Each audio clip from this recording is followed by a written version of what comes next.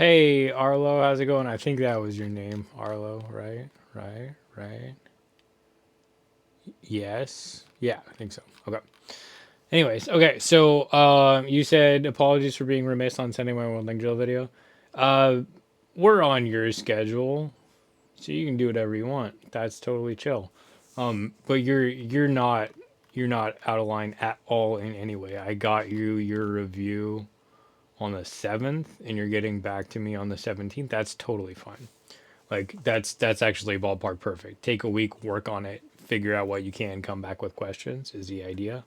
So you are totally on the correct timeline. No need to apologize. And then Google Photo link for the slow mo of your form for this week. Working on not sliding over the top of my brace leg. Okay, so let's take a look at that first. See if there are any changes. Um, how do I do this? I don't use Google often. There we go. Cool. Okay. Your buddy doesn't want to be filmed. Interesting. Okay, so still getting kind of turned back early in the run up on the initial step. Still too much turn back in the X step. Still too much lean back in the X step. Still a high reach back. Still an open plant foot. Still pulling down to the hit. Yeah, you stayed behind your brace better. Okay. I was going to be mean and say, like, you didn't change anything, but you did. That's really good. Okay, so cool. That's really good. Most people cannot make changes like that quickly. So that bodes well for both of us. That's really cool. Okay, so then I'll try to just give you more one thing to change at a time like that and let you chew on it and see what we come up with. Cuz that's way better. Like look at your rear leg. It just stops in place and doesn't really spin around much. Which is solid.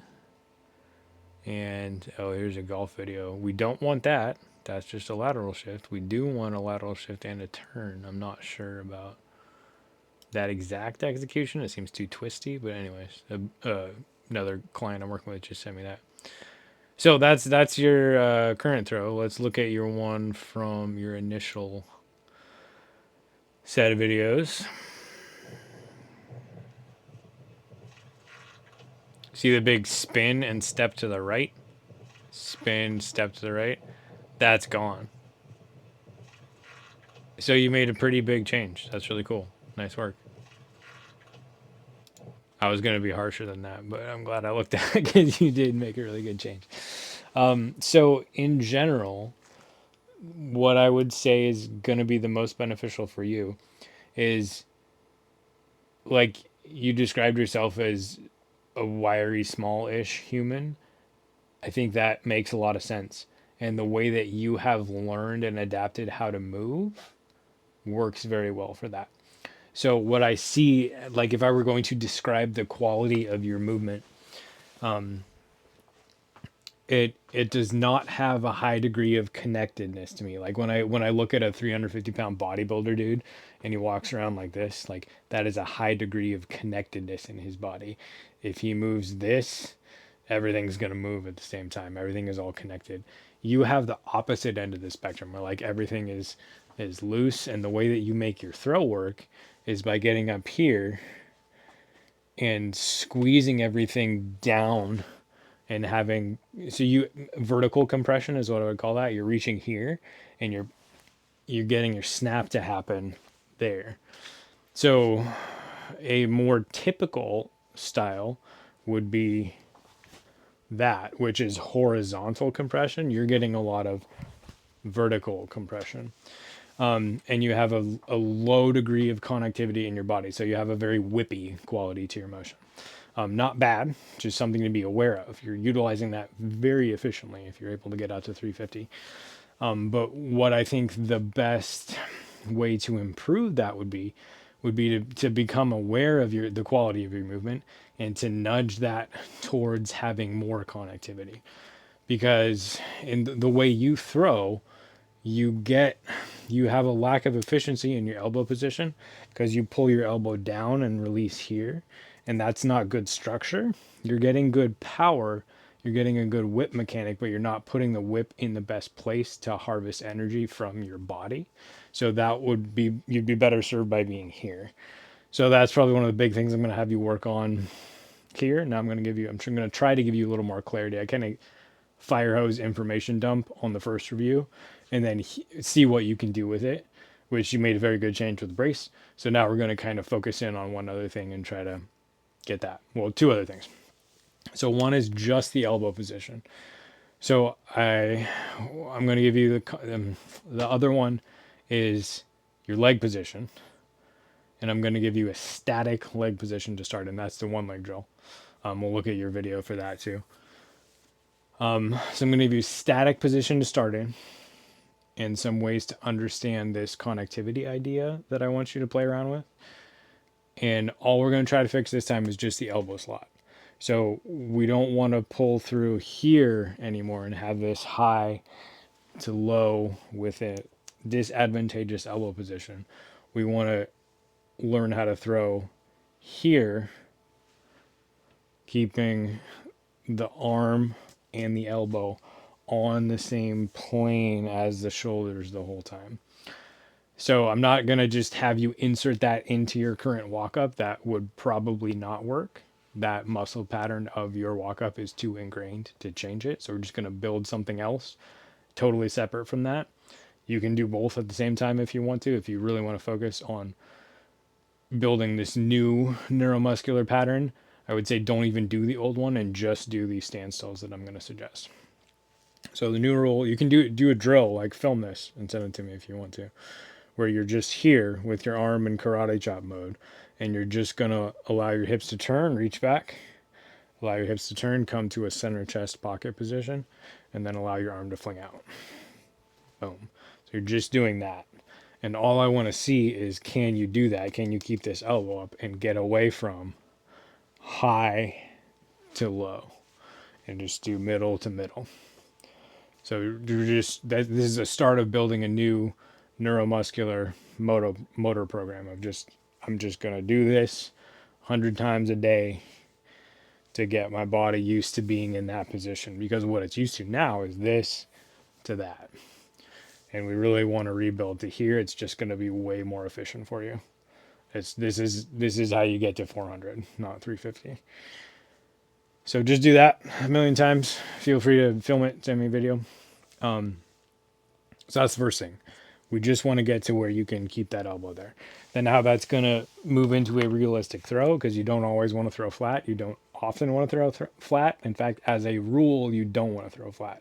You want to commit to a micro hyzer or a micro ante so you know the shape of the disc and not flat, because then if you screw it up, it's going the wrong way, or if you screw it up, it's going the other wrong way. So just tactically don't do that if at all possible. Sometimes you need to throw a flat shot on a hard course. That's fine. Do it. But generally to be avoided. But anyways, so if I'm just practicing the drill, I can be flat. But then when I'm putting it into any application at all, I want to be on a hyzer, because that allows my hips to be on a hyzer tilt. If my hips are not on a hyzer tilt, they're just going to spin forward with no end point. Once I put them on a hyzer tilt, my rear hip is going to go down under, and there's a stop point built in, which allows my kinematic sequence to work better. Sorry, this light is a pain. And I should turn this one on. Boom, there you go. Okay, so when I'm drilling, I don't care what angle I'm throwing on. When I'm actually throwing, I want to be on a hyzer tilt. So then my shoulder plane is going to be tilted this way. And it's always going to be on that, 15 to 30 degree angle, depending on how you set it up. But the disc is going to stay at that height, stay at the height, stay at the height. So I don't get to reach back and up and release down and low anymore. I'm keeping everything right here the whole time. So that's the primary thing we're working on, is just that. The secondary thing we're working on is this body connectivity thing. So I will show you what you sent, which was this one, just for a beginning of a one leg drill.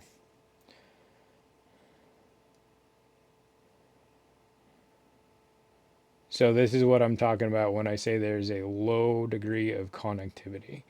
You do not look like a power lifter who can't move his arms. You have a high degree of mobility.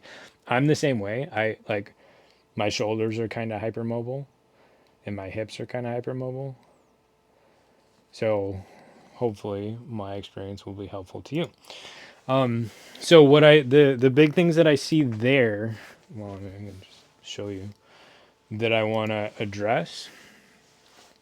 The first one is the knee position. So I'm just going to draw a laser line of where your kneecap is pointed. And then I'm going to go forward a little bit. And then I'm going to draw a laser line of where your kneecap is pointed. Nah, that's not right.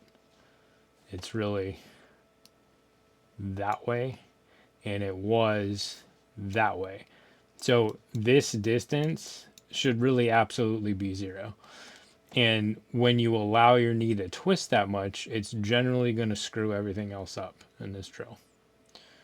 So that's the foundational thing that we need to be aware of.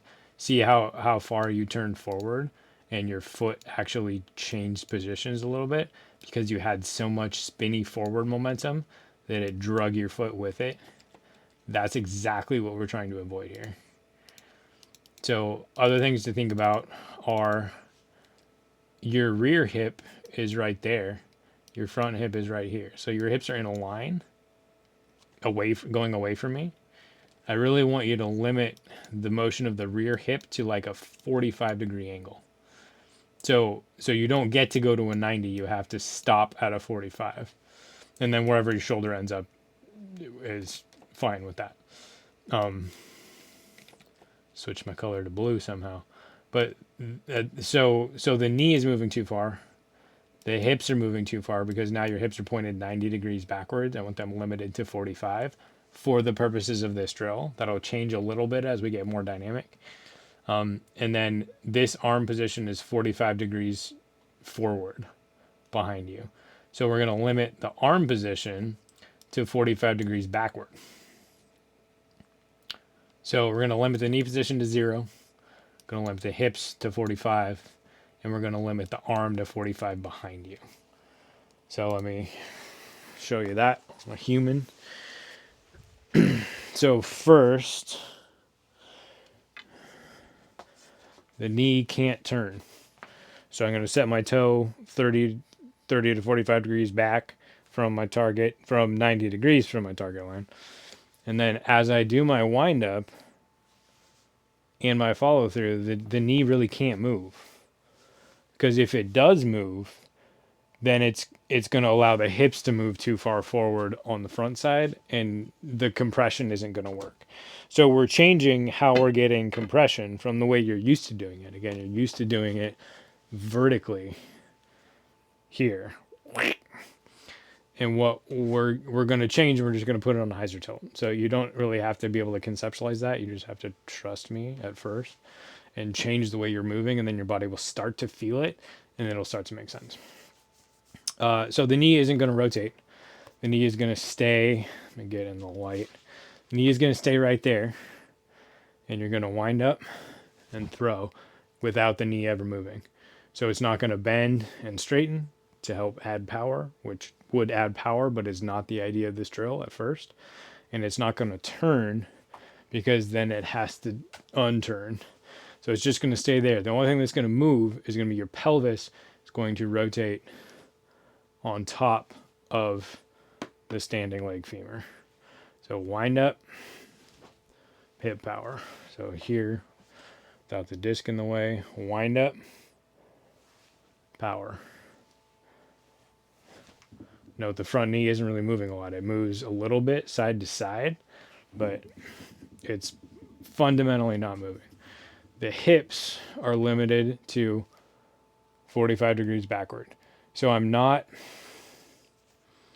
if I put this here on my side, you're not ever going to see that edge of the disc behind me, because then my hips are stacked vertically, horizontally to you. My hips are in line with the camera. I want to stay here where my belt buckle is pointed at 45 degrees and I'm not hiding my hips. Like, because when I do that, it hurts my knee because my knee is having to twist because my toe is that way and my hip is this way. So I want my hip, that's the other thing, is I want my hip to stay aligned with my toe. So I'm going to wind up. My hip's not really going to move. I'm going to throw. My hip's not really going to move. A little bit. It's not going to do a lot because I had to twist my knee to get there, and I don't want my knee to twist. I just want my pelvis to move without my femur moving. There's a lot of nuance there that is lost on a lot of people. So, like understanding the physiology and being able to isolate what's moving and what's not moving is a big part of it. So the knee is isolated. It's not allowed to rotate at all, not allowed to bend at all. The hips are isolated to where the belt buckle is only going to go 45 degrees backwards. It's not going to go 90 degrees backwards because that makes my knee crack. It's going to stay at 45. Shoulders can go as far as you are able to get them to go. You have a very mobile spine. That's very good. Not worry about the shoulders. Shoulders can go wherever they want. This arm, not allowed to go 45 degrees behind you. It's going to, or 45 degrees towards the front of the T-pad. It's going to be limited to 45 degrees towards the back corner of the T-pad. So if I'm throwing that way, corner, corner, corner, corner, it's got to stay on that corner. So my hand only gets to go to here. So my hip goes to 45, my arm goes to 45. And then when you're coming through like this. So what is the momentum of this arm doing? It's punching through and making me spin too much. That's what you do in your normal throw as of last week. That's why you have the braces working. You're getting out to 350, but big old swing step around off the right side of the T-pad. That's momentum that didn't get into the disc. So, foot 30 to 45 degrees back, knee not rotating, hips not going more than 45 degrees back, arm not going more than 45 degrees towards the back corner of the T-pad. It doesn't get to go behind you. And then when it comes through, you really want it to go down and then just stay there. I don't want it to punch through and cause me to spin forward too much. This is helping me add weight to the brace. Boom. It's going down, helping me anchor there. So that's what you want. This really just goes down. In a dynamic throw, it'll go a little bit forward, and then it'll switch to down. Goes this way, does a scoop, and then comes back and goes into your follow through. But I want it to look like this. We can play more with that later, but that's it. Wind up, down, throw. So play around with that a little bit. See if it's a change you feel like you can make quickly. If not, we'll spend more time on it. That's fine. But the off arm isn't a big deal. It's just I don't want the motion your off arm is doing to be making it harder for you to learn this new bracing style. And that makes it harder. Absolutely. So the other thing we're going to work on is we're going to start trying to intentionally cultivate more connectivity in your body.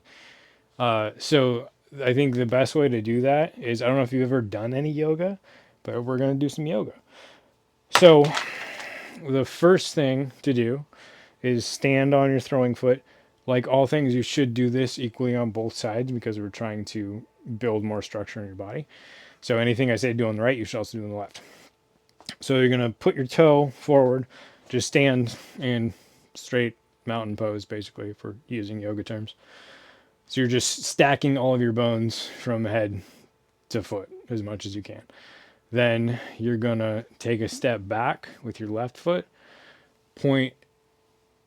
extend the straightness of your leg and your spine into your hands to where your arms are stacked as well as you can too. And then from here, my ceiling is not quite high enough. You're just going to tilt everything forward and try to get to this 90-degree spot. So when most people, including myself, do this, one, they fall over. Two, they're like, am I straight yet? And if you're like the martial arts instructor, you grab a stick and you hit them. You're like, no, you're not straight. Get straight.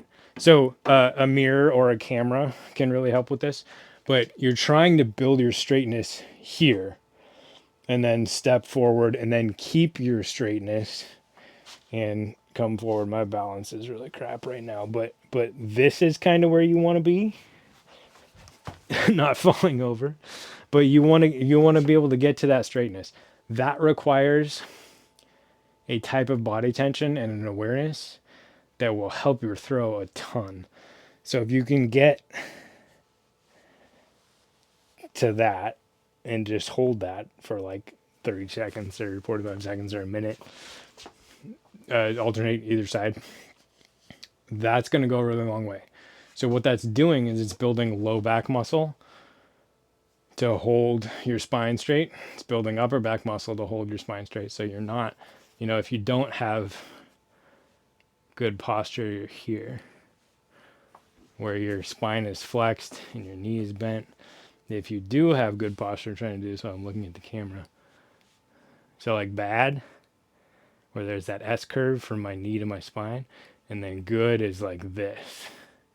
So you can do the same thing there too, which is easier than going to 90 degrees. So just come to this 45-degree tilt, find your balance, and then extend everything, and just be there. So it feels like yoga, feels like Tai Chi. If you've ever done any ballet, like ballet really has a lot of the same internal structure and tension kind of things. So play around with that idea separately from disc golf stuff, just as a yoga pose to build your musculature and your body connectivity. So I would do both sides of that T pose, or I think it's called Warrior 3 in yoga. If you want to look up other tutorials about it, Warrior 3 is what you're looking for. Just try to get in that position. You can start it on the 45, even without your hands, and just try to get the straightness from the top of your spine to the bottom of your foot. And then see if you can challenge it and get lower and hold the same thing without your balance being horrible like mine. So that'll help a lot. And then how you're going to apply that is you're going to do your one leg drills while thinking about the spine position from that T-pose.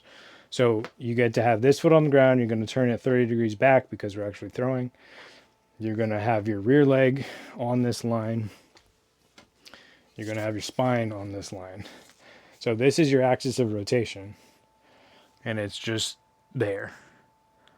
And that so for this drill, both of your legs are going to stay strong and stable. They're not going to turn, they're not going to bend, they're not going to move. Full stop. Legs don't move. So you're just standing here with a lean that matches the lean of your leg. So like this is wrong because my spine is in line with my standing leg. I want my spine in line with my counterbalanced trailing leg.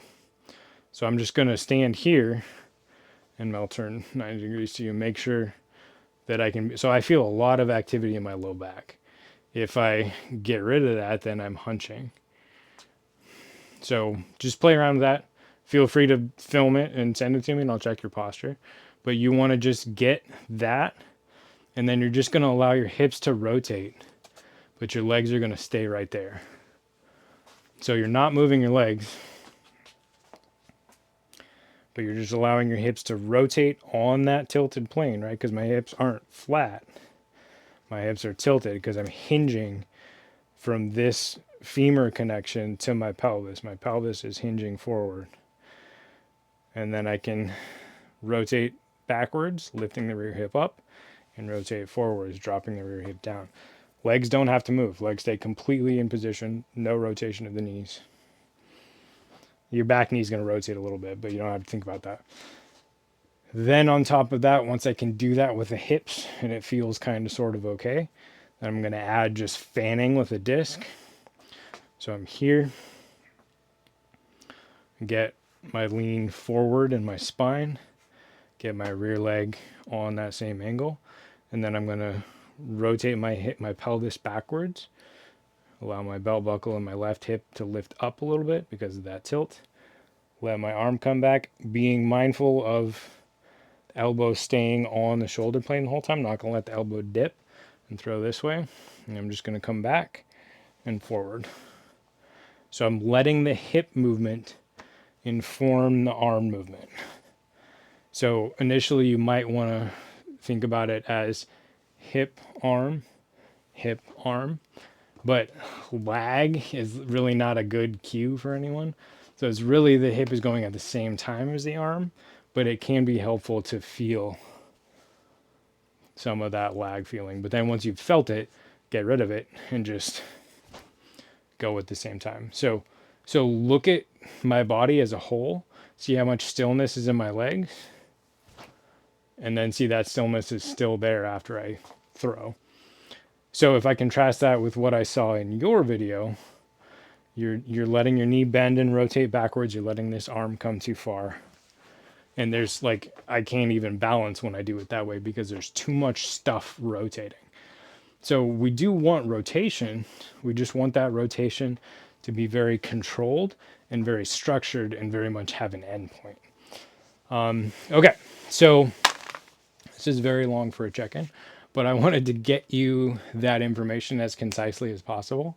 And I hope that is helpful. And please ask questions if any of it is not clear. But overarching theory, I really think the best way to improve your throw is to get more structure into it, which will really open up distance and consistency for you. Because the way you're moving currently that is very effective is lacking those things. And those will really help you improve a lot. I think that's the part of distance that's missing from your throw is the structure part. Okay, yeah. So thanks for sticking around. Thanks for getting me more videos. Chew on all that for as long as you want and send me an update whenever you're ready and I'll take a look. All right. Thank you, and we'll see you next time.